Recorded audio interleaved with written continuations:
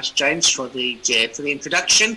I do apologize if you start to see beads of sweat on my forehead. It's not necessarily because I'm nervous. I had my COVID vaccine yesterday, and as they quite rightly told me, I would end up with a fever, and I woke up this morning with a bit of a fever. So I'm feeling a little bit warm, but so if you see that, don't worry. So I've been vaccinated, so hopefully I can now kind of give you a bit of edu-vaccination on providing effective feedback, particularly online for writing, but a lot of this feedback can also be used if and when we go back to some kind of face-to-face or hybrid or whatever kind of teaching it takes on. But for me, one of the key things is that the reason I chose writing is I believe that writing is a bit of a forgotten skill. If we look at a lot of course books, writing comes at the end of a unit. It comes almost as a bit of an add-on, and I think unfortunately a lot of teachers see it as a lonely skill, and we get the students to go home and do the writing at home, and then we mark the writing and give it back to them. So a lot of the feedback I'm going to look at is how we can kind of reincorporate a bit of writing back into the classroom and how we can help students. So let's make a start. So first of all, I'd like to start off with what a definition of feedback is. So in a lot of cases, I will let you guys read what's on the slide rather than me reading it out to you. So, and then I'll point out the main factors.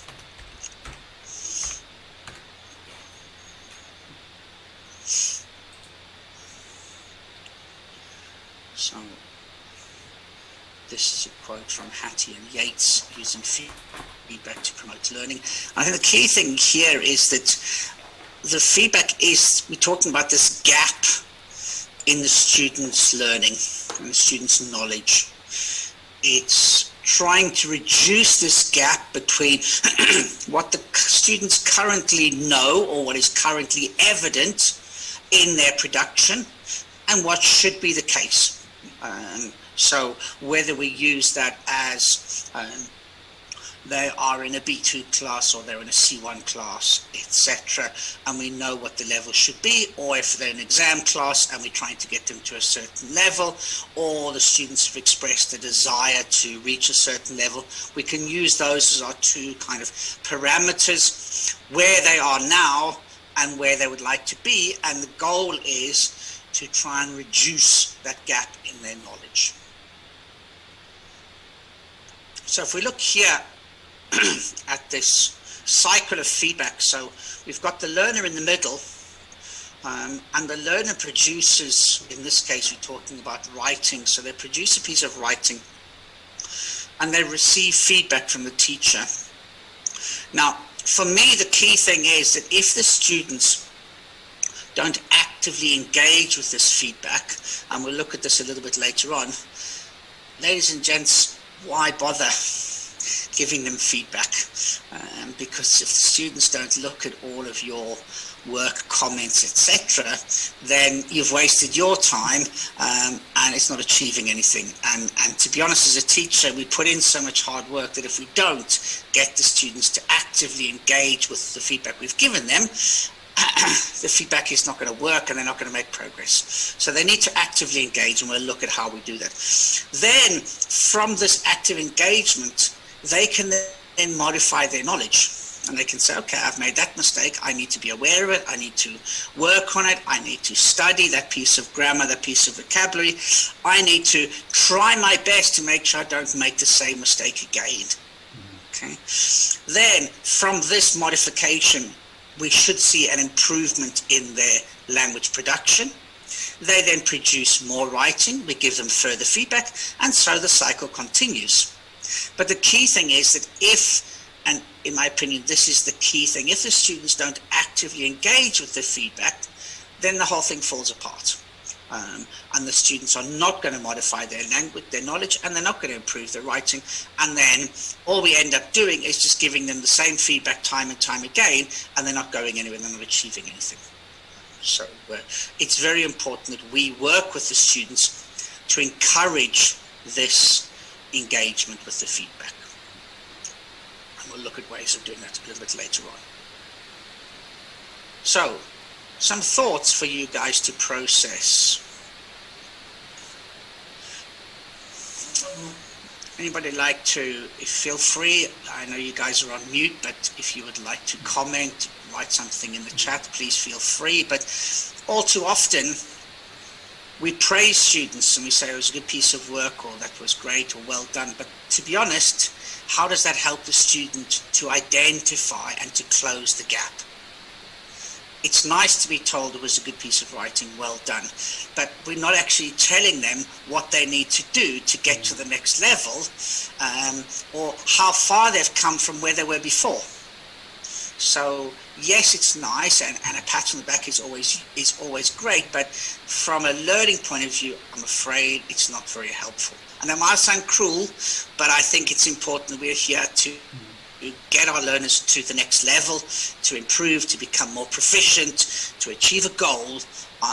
And so sometimes the feedback can be quite harsh, but if we don't help them to realize that it's for their benefit and the students don't engage with it, then we're not really doing the best that we can as teachers. And in my opinion, and I'm a firm believer in this, that I welcome errors, and I tell students, if you present a piece of writing and there are no mistakes, I start to get worried, because that tells me that you've stayed in your comfort zone. You haven't tried to push the boat out a little bit further. You haven't tried to experiment with anything new. So errors for me are fundamental, particularly in writing. At the moment, I'm doing quite a bit of preparation with IELTS students, and I say to the students, you must make mistakes, because if you're not making mistakes, you're not learning, and I can't give you feedback if there's nothing to give you feedback on. So if you've reached a level and you sort of say, all I need is a 6 or a 7, I say to the students, that's also dangerous, because then you switch off. And you might be able to get a 7 or a 7.5, but if you believe that you've reached that level, when you get to the exam, you might be so relaxed that in actual fact you don't push the boat out, and you end up with a 6, and then you're disappointed and you say it's the teacher's fault or it's the examiner's fault. But in actual fact, you've just kind of taken your eye off the ball. You've relaxed too much and you haven't concentrated. You just thought, this is dead easy, I can do it with my eyes closed. And I think that also the students need to be encouraged, and not only when it comes to writing, but in all parts. You're in a classroom, you're here to learn. Make mistakes, welcome mistakes, but as teachers we need to jump on those mistakes and use them as what I call teaching or teachable opportunities. Because it's clear that the students have identified a need. They don't know, or maybe they do know but they've forgotten, but that's an opportunity to say, okay, now I can teach you, I can show you. You've almost come cap in hand and said, teacher, please help me, I've made this mistake.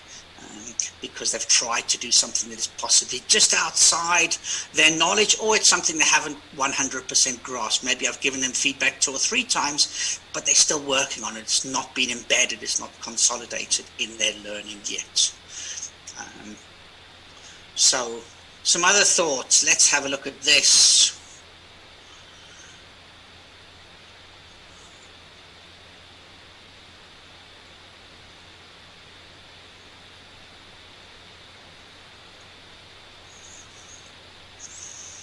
And this is something that I will go on about, and we're not trying to formally evaluate the students' work. And this is where we sometimes need to educate the students, because the students look and they want to see what was the score, what was the grade, what was the percent, and that's all they're interested in. Feedback is not about that. Feedback is not the the evaluation, the grade, the mark. Feedback is there to try and point the students in the direction we want them to go in, or the direction they've expressed a need to go in, depending on where we're looking at it. Is it something that the students identified, or is it something we've identified? And we point them, and we use commenting, scaffolding, reminding, models, etc., to say that's where you need to be. Now you need to go on that journey, and I will help you, but you as a student need to work towards that goal. I've helped you, I'm pointing you in that direction. Now comes the hard work. You need to put the hard work in, put in the hard yards, as we sometimes say in English. So that's where that particular quote has come from Nuria and Olga in 2018. So let's look at feedback and assessment. So giving feedback in learning can also be referred to as some kind of formative assessment. So we're familiar with the two kinds of assessment, formative and summative. And for me, the feedback is formative because it is informing our teaching, where we need to go, where you are now, what you need to do to get to the next step. It's not, this is a test, an exam at the end of a piece of learning or learning period. This should then inform our teaching and should also inform their learning. These are gaps, you need to go away and work on these gaps. Or I, as a teacher, need to help you to fill those gaps because it's clear you haven't understood, or you need more help or more understanding in that particular area. Richard, can I add one thing about? Sure, but please. A lot of teachers think that feedback is error correction. Exactly. Maybe this way, but our students will go through interlanguage in any way. The source is L1 transfer and overgeneralization, okay? That is L2 development. So, in fact, in writing, the main focus should be on content and organization. So, we should exactly tell what the content we expect. So, that's why I give a formula like, in your content, I'd like to see two things: facts, opinions, and emotions. Yes. So you are going to develop in this way. Yes. You are going to narrate in a sequence, so you are going to use cohesive devices, etc. Yes. So I think that develops. Otherwise, just error correction, they are going to have these errors anyway until they reach certain level. So in Turkish, we say 3 vakte kadar. So which means in 3 times you are going to improve your errors. Yes, exactly. Yes. Yes. Fantastic, well done. And although I'm going to look at giving a specific error feedback, we're also going to look at what Turan has said about, and we need to give them global feedback, not just look at specific errors. So that's fantastic. Thank you very much for that. I'm not sure how many of you are familiar with the old Latin saying, caveat emptor, let the buyer beware. Well, I've changed it to let the teacher beware. Okay, and this is my caveat for teachers, that learning from feedback can't be forced. You can't take the student and say, you will learn from this feedback. It's not possible. But our task as teachers is we need to create the right conditions. And if we encourage the students to accept feedback, to take on board that feedback, to appreciate that I am there to help them, I'm not there to put them down and to show them all their mistakes. My goal is to help them to reach their goal.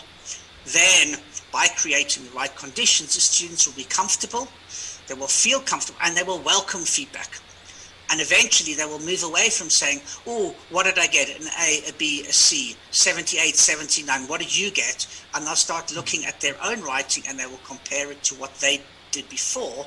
And at the moment, all too often, they're all only interested in, okay, what did I get on my paper? What did the person next to me get? What did the other person get? And we need to move away from that, because that, unfortunately, is not helpful.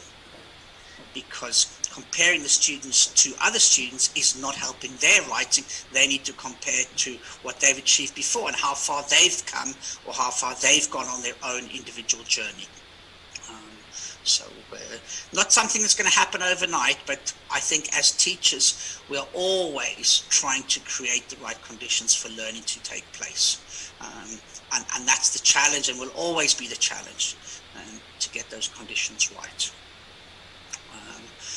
When we look at feedback, in my opinion, there's three important questions that we need to ask. What is the goal? What is my goal in giving the feedback? What is the student's goal? Because if we don't know where we want to go, how can I give feedback in reaching or achieving that goal? So we need to be clear as to what it is that we want to achieve. And then we need to look and say, well, where are we? What progress has been made towards that goal? I'm 6 months into the course. I'm 3 months into the course. This is where we started. This is the progress we've made, but we still have this bit to go, or where we are, so we don't lose sight as well of the progress. Because if we only focus to a certain extent on saying this is where we need to go all the time, the students can get a little bit disheartened. But if we can tell them, you've made these 5 steps, you've got another 3 to go, they can focus on the 5 steps that they've achieved and not only on the 3 steps that are still to come. And then it's important to say, what is the next step? What do we need to do? Now we've achieved that goal. With that goal, how do we go about achieving the next step or the next part of that particular goal? So let's look at what effective feedback should be, or the components of effective feedback. So effective feedback needs to be goal referenced. The students themselves need to understand the goal. If they haven't set the goal themselves, then they need to be made fully aware of what the goal is and what that goal entails. And as I say, I've done quite a bit of IELTS teaching, and I use the marking rubric, or the ideas, to sort of say, that is your goal, that is what you have said you would like to achieve, you need to achieve, you want to achieve. So I get them to understand what that goal entails. You need to do these things. So that's what we're working towards. We're constantly working towards that goal, and the students have that goal in mind. We can do the same thing with general writing. If we use the CFR, or if we're teaching for other exams, we can say, that's what you need to achieve. Get the students to understand that goal, because if they don't understand the goal, how are they going to know how far off they are, what progress they've made towards that goal? The feedback also needs to be both tangible and transparent. What do I mean by this is that we need to know how we can move towards that goal. What steps can we take? It needs to be clear to the students. And the students need to be able to feel and say, yeah, I've made step 1.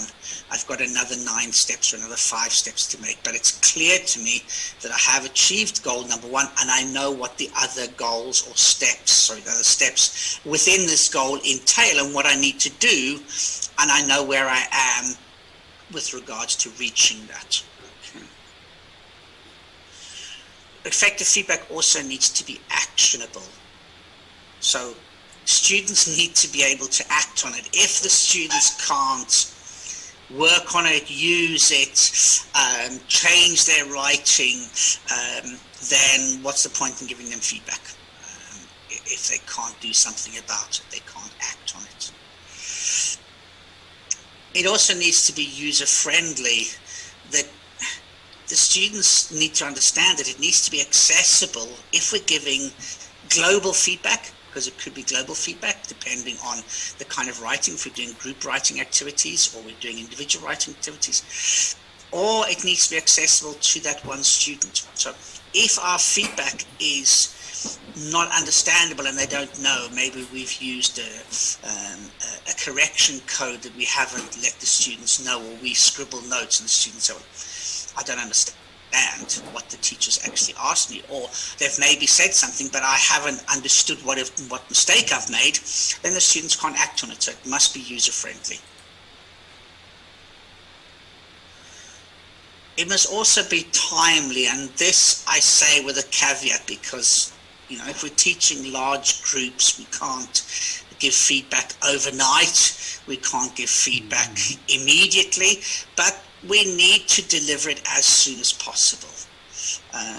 So it's not kind of, okay, well, I'll get back to you in 3 months with feedback on your writing, because their goal might be time bound and they might only have 3 months, but also they probably forgot what they wrote 3 months ago and why they wrote it and what was going through their minds, and they might have made other steps. So that feedback is now irrelevant because they've moved on since then. So yes, it is very difficult, and I will look at a possible, there is a website that I will mention that can possibly alleviate or help in us giving feedback, at least speed up the process, that we don't look at a piece of writing 4 or 5 times. We can look at it possibly just once. Feedback also needs to be ongoing and consistent. And this for me is the essence of formative assessment. If it's not continuous, if it's not ongoing, then the students can't learn from it. So the students need to know that I'm going to constantly get some kind of feedback, and it forms my study, my growth, etc.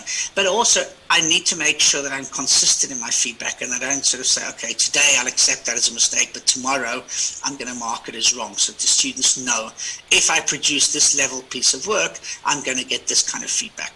If I produce it at that level, I get different feedback, and it's not sort of, oh, will you like that student or that student? And we know that that's something we always do, but we need consistency in the feedback.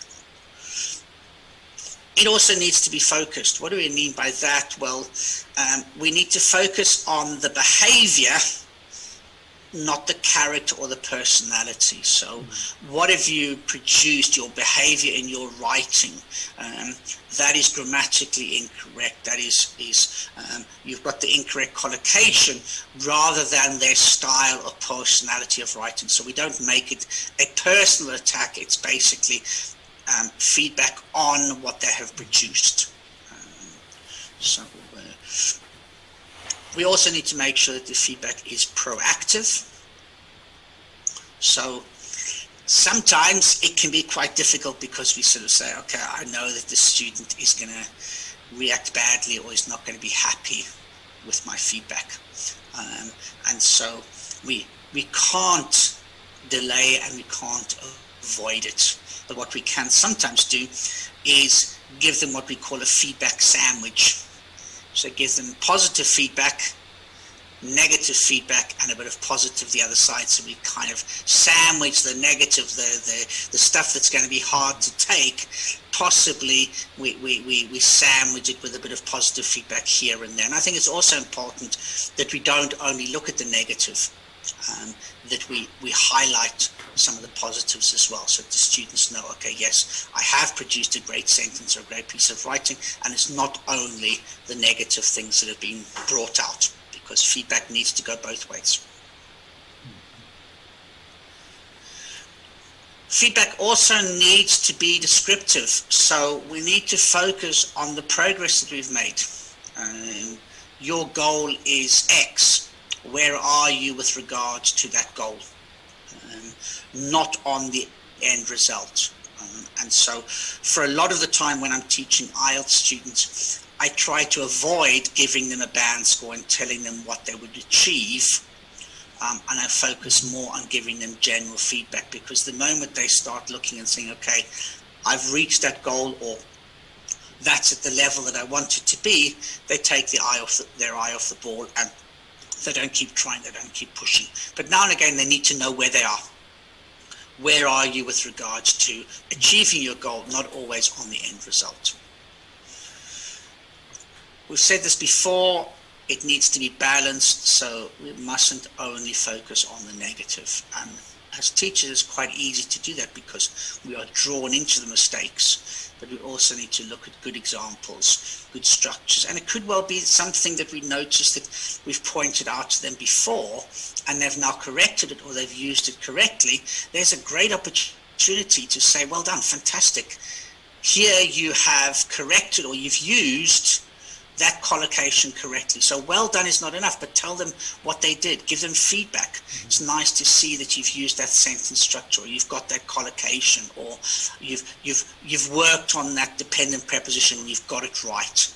So the students say, okay, I'm getting feedback on my progress. So if I do something well, I'm getting feedback up. They're not only focusing on what I've done wrong or my mistakes. I'm afraid effective feedback isn't a grade or a score, but that's what a lot of students want, and that's what a lot of students expect. But as we said before, it doesn't provide any information on how to improve.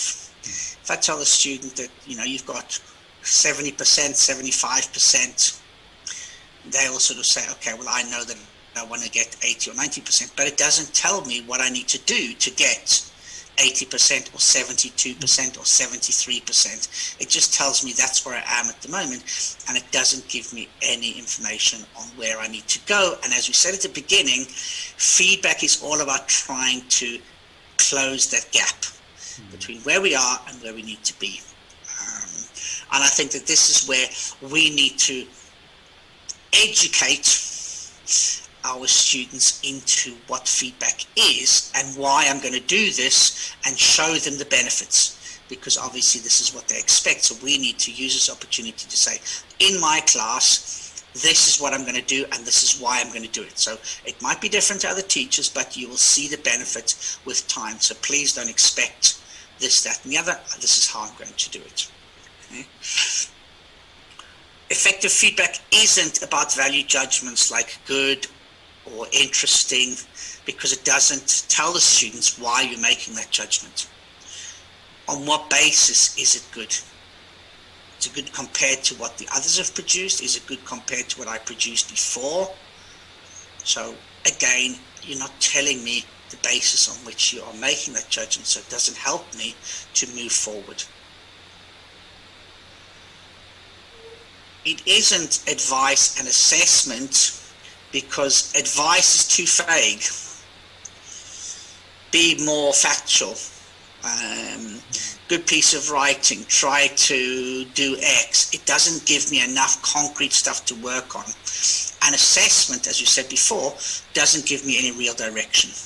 If I just assess it and leave it there, I'm not giving the student any idea of where to go or where they need to improve. So, how can we provide written feedback? There are a number of ways that we can do this online, and as I've said before, there are also ways that we can use this in face-to-face teaching. I've mainly focused on online, but you'll see that some of these you can use or adapt should you have face-to-face lessons as well. So we can use the standard correction code. We can use what I call criterion highlighting. We can give them individual feedback depending on what kind of students I'm teaching. I can use the comments function in Microsoft Word. I can annotate on PDF. I can give peer feedback, and there's one more that I'd like to add, that we can use the iPad or the iPhone as well if we're using Zoom, and I will try and see if I can do that live with you and show you how it works. So let's look at the first one, at the correction code. So this is a possible correction code that we can use, and the key thing is that the students need to be made aware of what the correction code is. So if we don't tell the students what these mean, we can't use them. But what we're actually doing with this is we are not correcting their writing, which all too often as teachers we tend to put in the correct version, or we tend to tell the students what it is that is wrong. But if we use this, what is very important is that we then say to the students, take your piece of writing, look at the areas that I've highlighted, and then go back to your piece of writing and get cognitively engaged and work out what word is missing. Why do I need to start a new sentence? What grammar error has the teacher identified. So I might just put in the margin that there is a grammar error in the sentence, but I don't actually highlight it or underline it. So I'm pointing the student in the direction that they will go and find the grammar error or work on the grammar error, with the intention of then reproducing the piece of writing and giving it back to the teacher for further review. So one of the downsides of this is it means a lot more work for the teacher, because I'm then reading it, using the correction code, giving it back to the student, and the student then returns it to me, and then I need to look at it again and again. But it is an investment in the beginning, but with time the students will then improve, and then we will then have less work, but we do need to encourage students to work on the feedback that we're giving them. So the correction code is one possible way of looking at, and the key thing is that what we need to do as teachers is find a system that works for us and that works for our students. I'm not suggesting that you have 10 different systems for 10 different students, because that is just impractical. Find a system that works for you and use that one particular system. So of all of these, you can just decide which one you like the best or which one you think works the best. Or you might find one that's not on this list that you use and is effective. But the key thing is just to be thinking about your students and why you're giving them feedback and what the goal or what the aim is. Criterion highlighting, if I had to be biased, would probably be my go-to choice of giving feedback. Purely because, as Turan was saying before, I'm now looking at the piece of writing from a global perspective. This criteria is very much from the Cambridge style, but there's no reason why I can't adapt it to any piece of writing, because any piece of writing, we need to look at 4 areas. We need to look at the content. We need to look at the organization. Are the paragraphs, are there linking words? How is the text organized? Is it coherent and cohesive? Is it organized in such a way that it's just a jumble of words in English that they're all grammatically correct, but in actual fact, it's very badly organized. There is no introduction, there's no conclusion, there's no flow, etc. The communicative achievement, what was I trying to do? Was I trying to inform somebody? Was I trying to put my opinion across? Was I planning to look at advantages and disadvantages? Was I trying to complain? Was I trying to request information? What was it that the task asked me to do, and have I achieved that goal? Have I communicated my goal successfully? Because I think what a lot of students forget is that when we write something, it is a form of communication. We are writing for somebody else to read. And a lot of students forget that you've written something that somebody else needs to read. Somebody is going to be a reader of that information, and they need to understand what it is that you have communicated to them. And unfortunately, when it's with spoken interaction, they can get instant feedback, because they can see that the person has understood or hasn't understood. But in writing, it takes time for them to see the person's reaction. And then also we could look at the language, the accuracy and the range of the language. Those are kind of 4 things. Those of you that have done Delta, you'll know that they talk about Taroa, which is very similar to this. But anything along those lines that we have, generally speaking, if you look at most of the tests or exams, even in IELTS, they look at 4 main areas. And I think that's pretty fair, it's pretty common. So we give them, unfortunately, 4 marks, 4 areas for feedback rather than 1. So let's have a little look here at this activity. So this is a letter that you receive from an English friend. Okay, so I'll let you guys read this.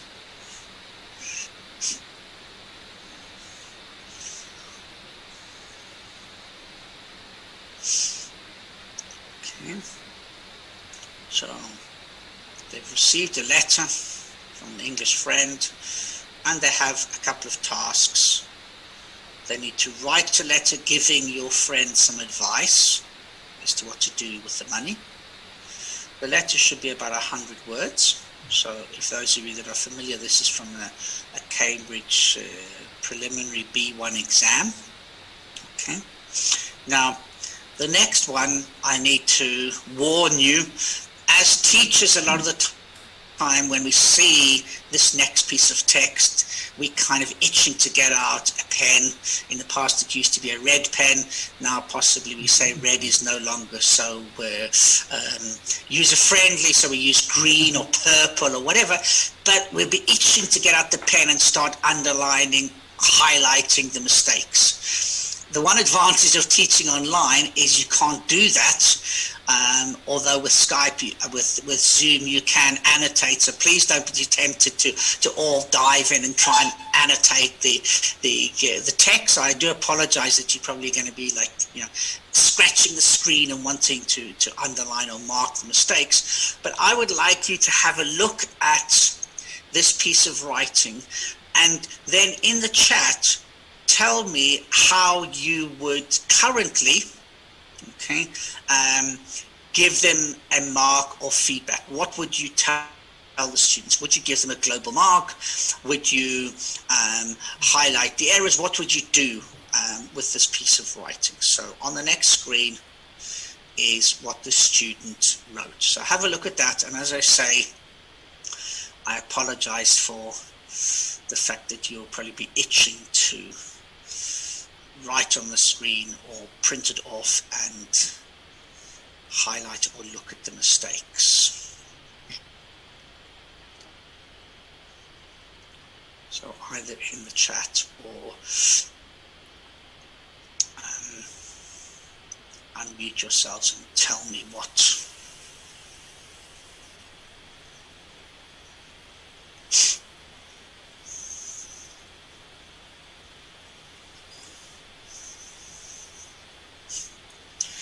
So let's see, somebody's put a message here. Okay, so Asan's talking about using the correction code and writing that there's a grammar mistake, helping the students to see. Okay. Spelling, okay.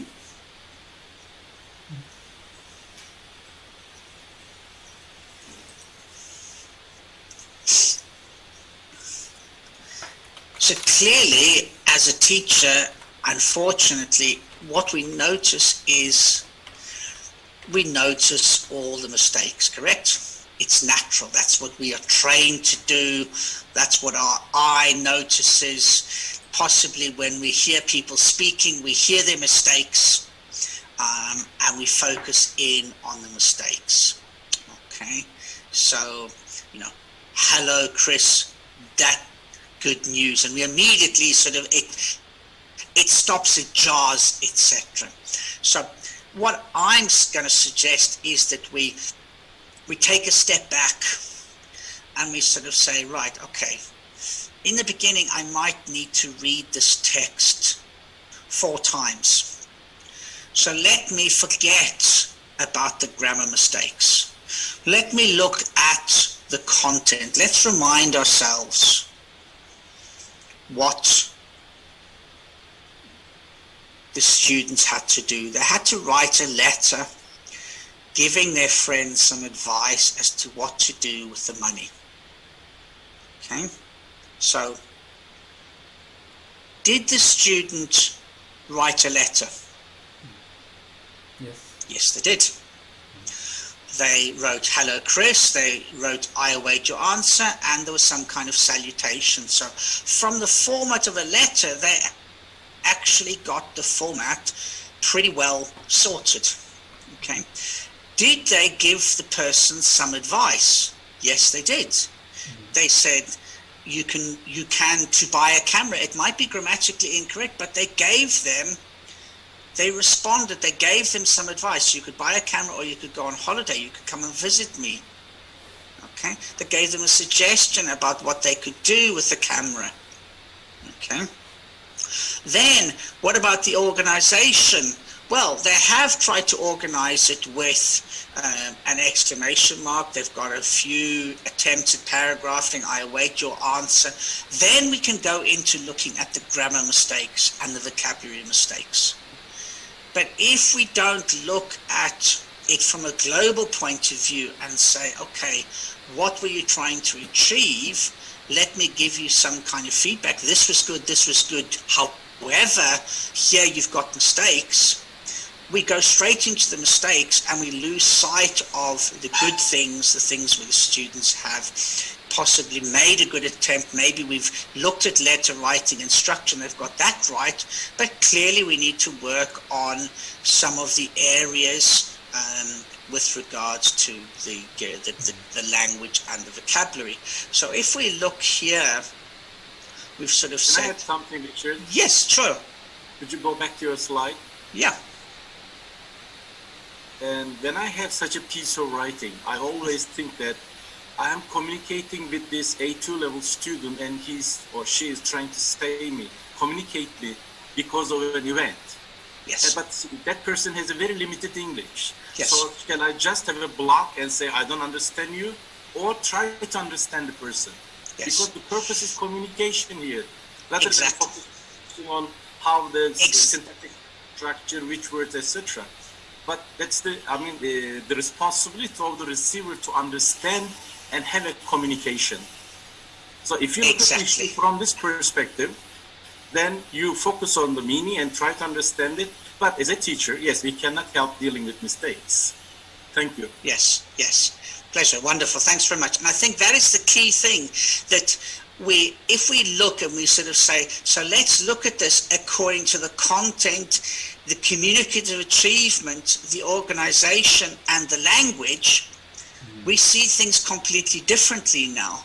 And as Turan has said, the communicative achievement, what were they trying to do? Well, actually, they communicated. They might have communicated with not very correct English, but I understood. I know what they were trying to say. It wasn't in gibberish or in a language that I didn't know what they were talking about. I could interpret what they were talking about, and I need to remember the level at which they are communicating with me. They are communicating at their level, so I need to assess them at their level, not at someone else's level and what I would expect or what I would write in that letter, which is sometimes what we tend to do. So if we look here, for example, the feedback, and I think this is important, this is less important. The comments are more important, more useful for the teacher. Looking at content, there is some irrelevance at the start when the candidate repeats the situation rather than offering advice, but the task has been addressed. The target reader is informed. So if I give them feedback, I can tell them that. So if I were giving you a mark out of 5, I would give you 4 out of 5 because you have achieved that goal. You have informed the target reader. Communicative achievement, straightforward ideas are communicated. The letter format has been attempted. Then we go into the problems and the areas, but at least we're looking at it as a global piece of writing, and we're helping the student to say, this is where you are, and this is where you need to be. So now you can work on these things. You can take some positives away and say, okay, you have informed the target reader, you have addressed the task. However, we can look at doing that better next time, but at least I've got feedback as to where I am and where that fits with where I need to be. But in all offense, no offense, if we looked at that normally as teachers, we'd probably sort of say, if I had to give you a mark, I'd probably give you less than 50% looking at it. But in actual fact, they've done better than 50% if we look at it in 4 different areas rather than just looking and being blinded by the mistakes and the errors. So we do sometimes need to take a step back, and what I sort of talk about, take a bit more of a helicopter view and help the students in that way to kind of see where they're going. Unfortunately, it does mean more work for the teacher, because in the beginning, it probably means that I need to read it 2 or 3 times, because I'm used to reading it, looking at the mistakes, highlighting the mistakes, pointing out the mistakes, but now I need to look at it and say, let's be objective.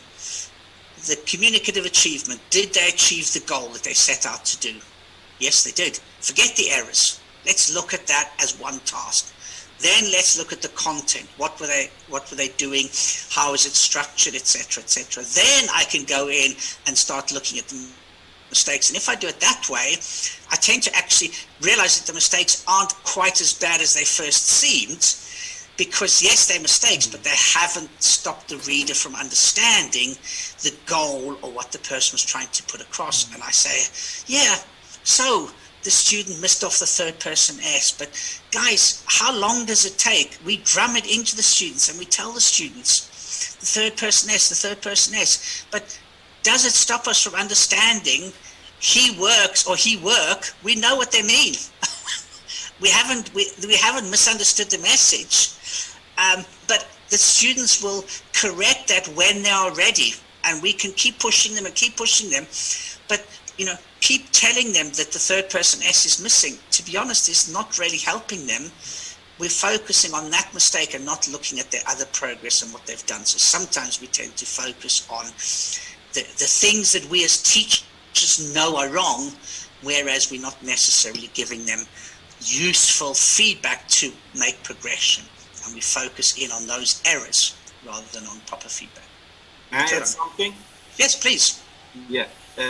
In my assessment, I never assess their language, because as we see the students' production, from the SLA point of view, the student is at the telegraphic speech level. They produce according to natural order hypothesis. They first produce as words, chunks, then telegraphic speech. Yes. So naturally, we try to push students to go one further back, forward. That you should get out of telegraphic speech as soon as possible, and I'll just look at from native speaker point of view. Yes. But this is our brain. I haven't seen any brain in the world that skips telegraphic speech in learning a second or third language. Exactly. So we should accept this. So that's why I reject giving assessment for their grammar. But what I do is I highlight, as you said, that good meal you can to buy, to give feedback. That's it. Yes. So you're raising awareness of the area, and they can then work on it. Yes. That's right. Yes. You try to scaffold. And if you assess because of they are in telegraphic speech, you destroy their self-confidence. Exactly. So, and that is the worst. Once their self-confidence is gone, then it's very, very difficult to rebuild it, and they're not going to make any progress. They stop learning. Exactly. They say, I'm impossible. Exactly. So that's why in Turkey, I have a lot of students. I can understand, but I cannot communicate. I cannot talk. I cannot write. Why? Because their self-confidence has been destroyed because of grammar-focused feedback. Yes. Thank you. Pleasure. And the other problem is that sometimes with some students, when I was teaching in Malta, you get a lot of students that are terrified because at school, and I'm not going to mention countries, they are told, don't speak unless you can utter a correct sentence. So they don't speak, they're too shy. And you're just kind of like, but how can you learn? How can you go forward? If we had to say that to children, the children would never learn to speak, because the children listen, make mistakes, and then get corrected as they go along. So we need to accept mistakes, and we need to encourage students to get it wrong. So the teacher should take the role of affectionate mother. Exactly. Exactly. When a baby utters a word, what do? We have a festival at home. Aha, he said mom, he said dad, etc. In fact, the baby is babbling, not even saying daddy. Exactly. Say, Baba, dada, exactly. But you just give meaning. So that's why the teacher should take the role of affectionate mother. Absolutely, yes. And I'm a strong believer in building the students' confidence and self-confidence, because the moment they feel that they can make mistakes and that they're not going to be laughed at, or they're not going to be hit on the head figuratively and told that's wrong, if they then know that in your class they're going to get feedback, not told this is right and wrong, this is what you need to do to get to the next level, they're going to make more progress. And that is our goal.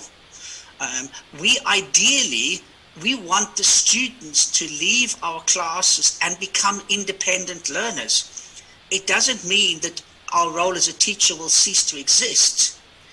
It means that we are setting the students up to be able to go out into the world, get a job, be able to communicate in that language, and there are plenty more students coming behind them, and the role of the teacher will always be there. But if we can encourage them to become independent learners, then our goal as our objective as a teacher has been achieved or has been reached. And we can only really do that by providing good feedback and giving them support and self-confidence, in my opinion. Let's have a look at some other opportunities or ways that we can give feedback. We can give individual feedback. So let's say, for example, a student sends us a piece of writing. We can copy that text into a Word document. They could either type it in the email or they could have it in a Word document. We could put it into a Word document, and we could then, as I sometimes do with students, I share the screen with the students, and then I talk through, or I say to the students, there's something wrong with that sentence. How can you correct it? What's wrong with that sentence? Can you notice the mistake? And a lot of the time they look and they say, oh yes, that's wrong. Okay, fine. But I'm raising their awareness, because if I correct it, the student's not thinking. It just goes in one ear and possibly out the other ear. They're not cognitively engaged. So by pointing out the mistakes, I'm not helping the students, but if I can get them to try and see the mistake, then that's more helpful, it's more useful for them. I can work through the text together with the student. I can use colors, brackets, highlights. So I'm giving the student a document that they can go away and work with. So here's an example. If I then give this to the student, and the student can go away and work on this, and guys, I know that this is hard work, but I'm doing it more and more now. If I do this with a student, I say to them, you now need to take that document, work on it, and resend it to me. Because if you don't, why have I wasted that time giving you feedback if you don't go and work on it and reproduce the piece of work, incorporating what we've talked about and the feedback? Because that shows me that you've now had to think about it. Maybe you reword it or you reformulate it, but you physically have to now work on the feedback that I've given you, and eventually the writing will get better. Yes, I'm creating more work for myself, but as a teacher, my goal is to help my students to achieve their goal. So I think it's important we don't just do this and say, that's it, here's your feedback. Do something with it, work on it, rewrite it, etc., etc. And what I can also do is, what I've done a lot of the time, is I've highlighted in green the positive. And saying this is a good sentence, this needs to be worked on. So again, as students, we can use colors, we can use different ways that work for the students. So I can also use comments. If you guys are familiar with comments, if I go to review in Word, new comment, what I found now a lot of the time is that because the time is limited, I kind of, they say, an undertake university. So I gave them feedback, you undertake a task, it's better to say you continue your studies or their studies at university. So I can give them feedback that they can look at, and then I ask them to go away and then work on that feedback and resend me the piece of writing that I can then look through it again. And I might not identify all the mistakes because I just want to work on certain areas. And then if they send it back to me, maybe I find other mistakes, or I might then sort of say, and also what I'm trying to do is overall your writing has improved. give them some kind of goal. Where are they going? It's good to see the use of paragraphing, introduction and conclusion. Because maybe in the past they had a problem, they weren't using an introduction and a conclusion. You see, even here, intro and conclusion include, they should be included. So even I make mistakes, but good use of topic sentences, because I'd worked with a student on topic sentences. So I'm giving them feedback and saying, you've worked on what we worked on, but now we need to continue to the next step, to the next goal. I can also annotate on PDF. So if I open a file in Adobe Acrobat Reader, there is a toolbar at the top if you haven't seen it, and it can also be used on images, because maybe the students are not necessarily only doing written work, maybe they're doing graphical representation or doing a project. I can also give them feedback on images.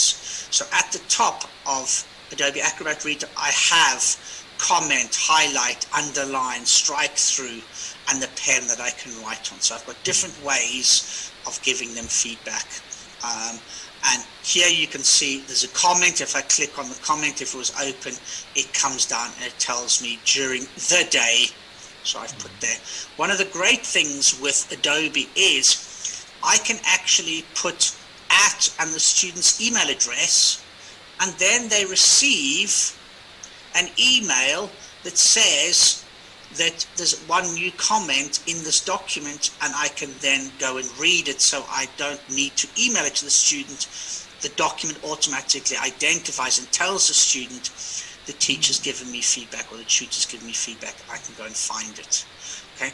The only problem is that if I use highlight, it doesn't work for whatever reason with PDF. So if I use anything else, comments, etc., it's fine. But the moment I try to highlight it, it doesn't allow me to use the @ function. Peer feedback. For me, this is fantastic that we get students to give feedback on their own writing. And the reason for this is that the person giving the feedback has to either listen or to read the language of their peers. So they have to pay attention. It also helps to move away from the teacher-centered class, so the students now giving feedback to students rather than everything coming through the teacher. And a lot of learners are very receptive to peer feedback. So if we do writing in the class and we get the students to read each other's writing and give them feedback, then the students can correct it and then they give it to the teacher. So it's already gone through one process of review.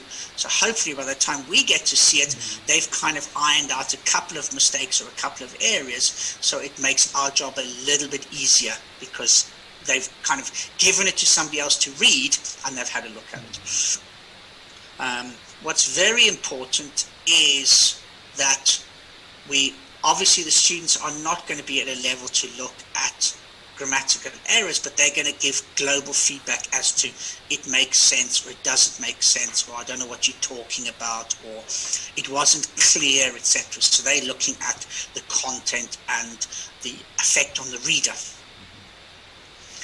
But what's also important is that the learners need to be both givers and receivers of the feedback. So they're not just giving feedback, they also need to be on the receiving end so that they know what it feels like to get feedback and to give feedback. I'm conscious that we've got a few minutes left, but if we do peer feedback, we need to give them some kind of a checklist. So look at these things or focus on these things. We don't just want the students. Well, James. Yeah, I'm sorry, Richard. I guess you've got time. Just take your time. That's okay. Don't worry about the time. Yeah. Okay, fantastic. Yeah. Thank you. I suppose there's some questions in the chat box too, some comments later. Okay, fantastic. We can have a look at those after. Brilliant. Sure. So if we don't give the students a checklist, they're not going to know what to look at or what areas to focus on. So we need to help the students look at the communicative achievement. Did they communicate with the reader? Was the reader informed, etc.? Did they use paragraphs? Did they use linking words? Those kind of things I can get the students to look at. Don't start looking at grammatical and spelling errors unless they notice them. That's fine. But generally speaking, we want them to look at it from a global point of view. Did it achieve the task? And they can give that kind of feedback. And then as the teacher, we can then look at different things, and we can look at the lexis and the grammar, etc. We also need to explain why we're using peer feedback. What is the goal? What is the reasons? Like anything in life, we need to tell the students, you are now a receiver of this information. You're at the same level. How would you respond, or what would your response be? What kind of feedback could you give to this person, peer to peer rather than teacher to peer? And the students a lot of the time appreciate that, because sometimes the feedback from their colleagues is sometimes they're more receptive to that than feedback from the teacher, because their peers know what they're going through or what the difficulties are. So you can help and support them in that way. Combined feedback, and this I think is quite intuitive, quite nice to use. We can use technology nowadays.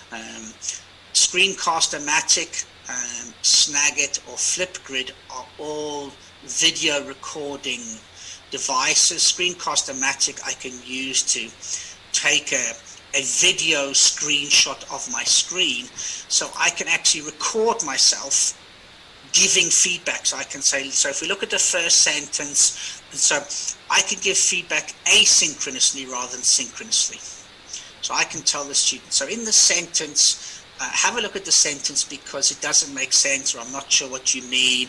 And so the students can then replay the video as if I'm giving them feedback at that time. And then they can then work on that feedback.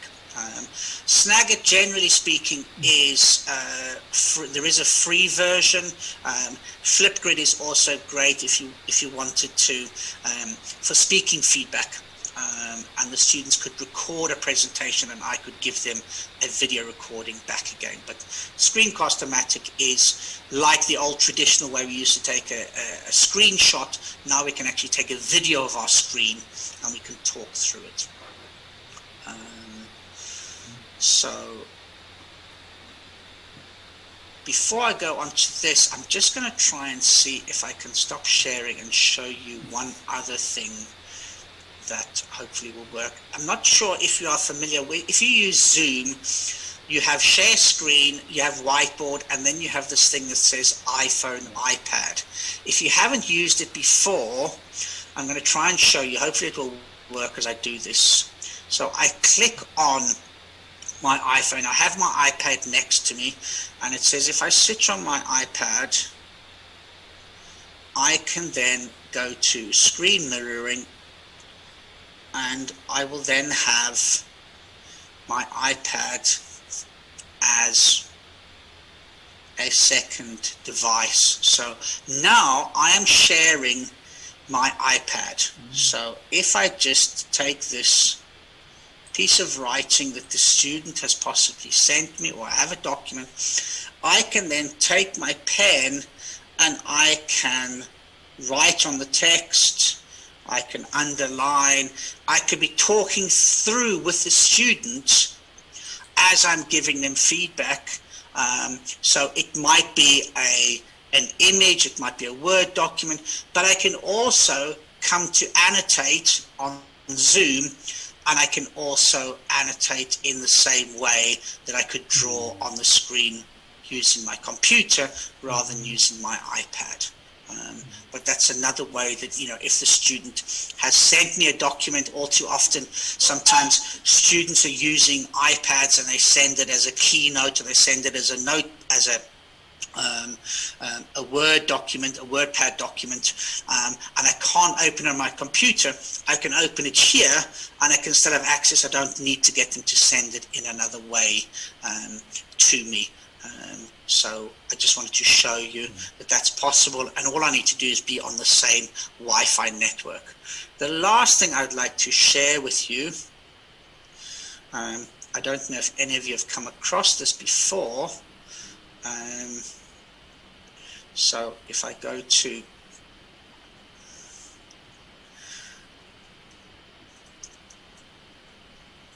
there's a Cambridge website now. You can call me skeptical. Let me just make sure I'm sharing the right screen with you. But Cambridge Assessment English have come up with a website called Write and Improve. My opinion is that this is their goal or their aim to use AI to mark writing in the future. Okay, so what they need is they need a lot of data and they need a lot of information. However, in the meantime, we can use that to our advantage.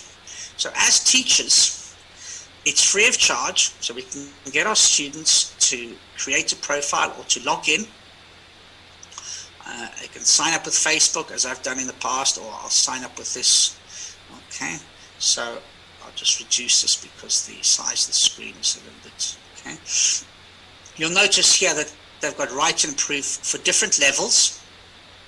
I've also got Write and Improve for IELTS. If I want Test Zone or Class View, you'll see there's a plus. I have to pay, but the rest are all free.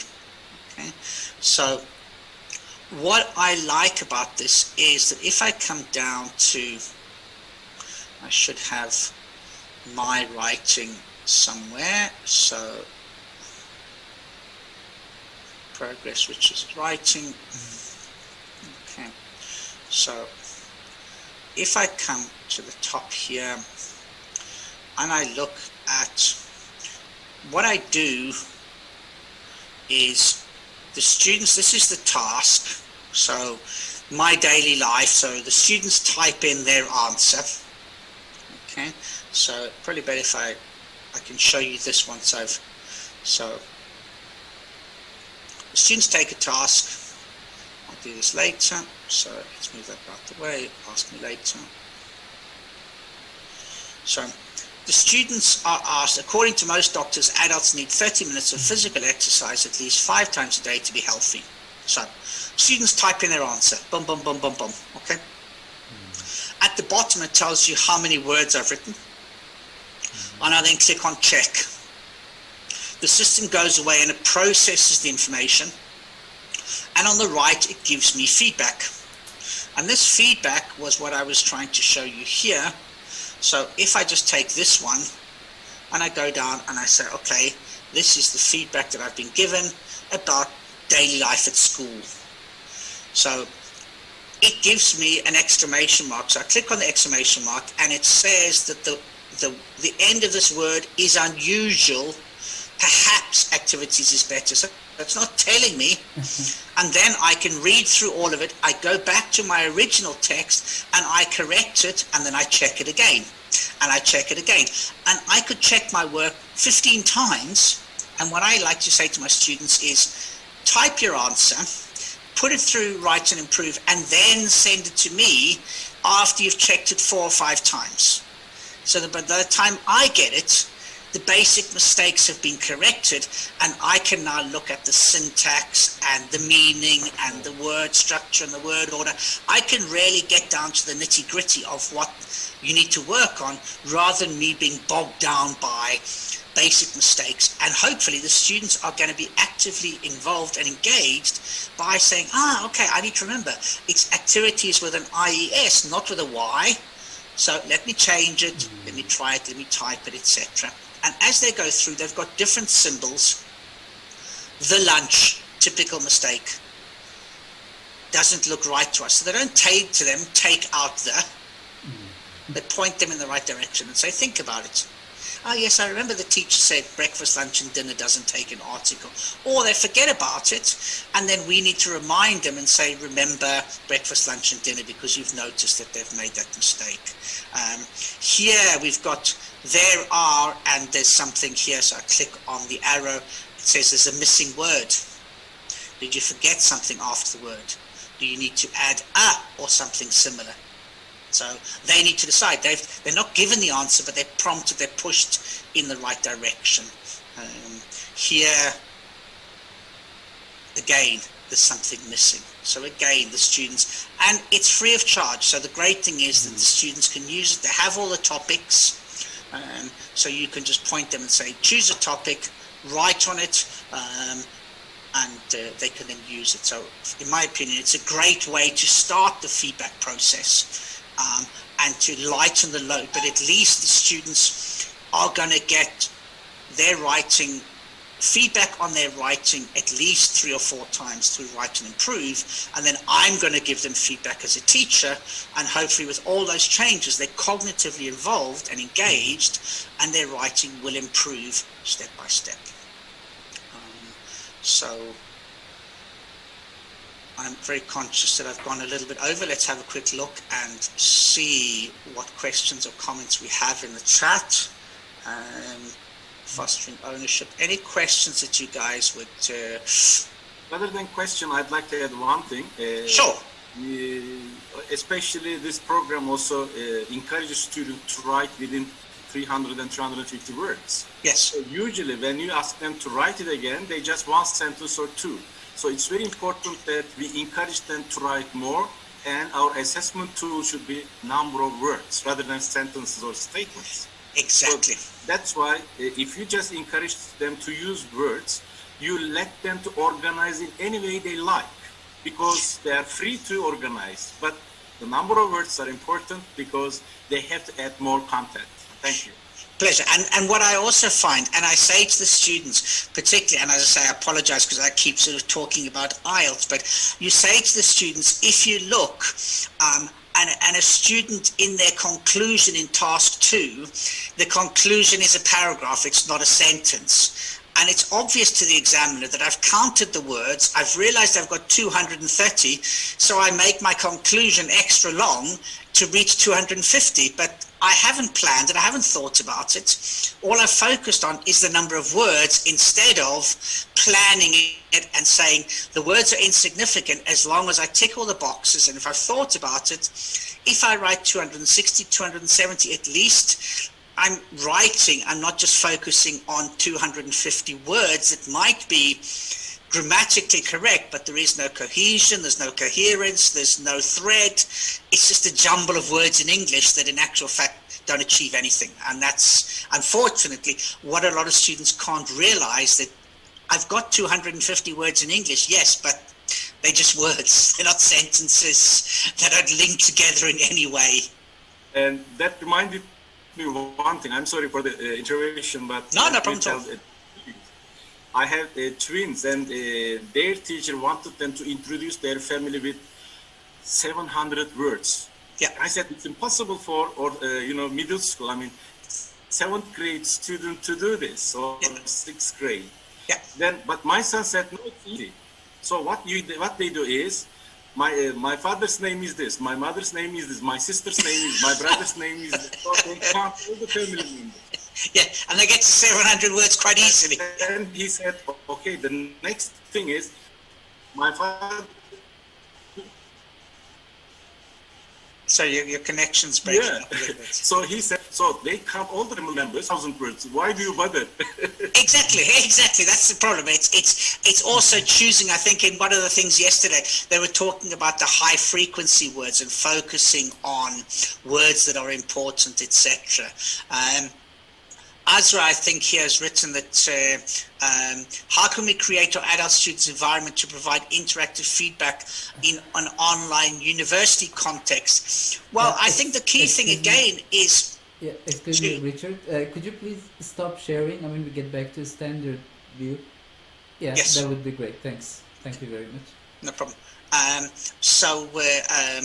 think, creating an environment to provide interactive feedback for online university students, I don't think is any different. I think it's a case of getting the students to accept and be willing to receive feedback.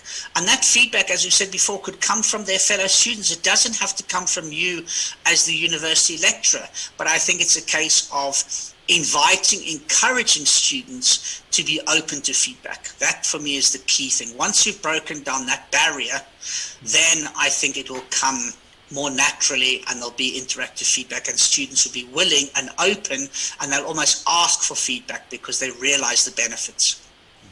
May I add something? Sure. I teach process writing, but first of all, when you just tell them, okay, give feedback to each other, they just make error correction because that's what they have seen from their teachers so far. Exactly. As Yes. you know, Richard has gone through.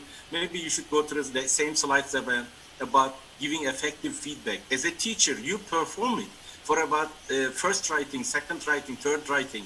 They should learn how to get or give effective feedback from you for the first time. Then they will help each other, and peer feedback will work. It takes sometimes 3 months to learn how to do it effectively. Absolutely, because we are the model, and so they respond in the way that we give feedback, and we need to teach our students how to accept feedback and what effective feedback is. We can't just assume that they're going to know it, and sometimes we might be changing their beliefs that they've had through 18, 20 years of education, and we suddenly come along and they say, hold on, but that's not what I'm used to. Okay, I have a different approach. I need to show you and win you over, and only then will my feedback become effective. And as an instructor in the university, you are the model. Because Exactly. Yes. sometimes, you know what happens? There is an inconsistency between what you lecture and what you exactly do. So A lot of people say, "Do as I say, not as I do," and that's the problem. You know, we should be the model in any context. As teachers in state schools, in universities, in private language schools, we are the model that the students look up to, and we need to create that model and share that model. Well, Ladies and gents, I apologize that I've run over. I sincerely hope that you found the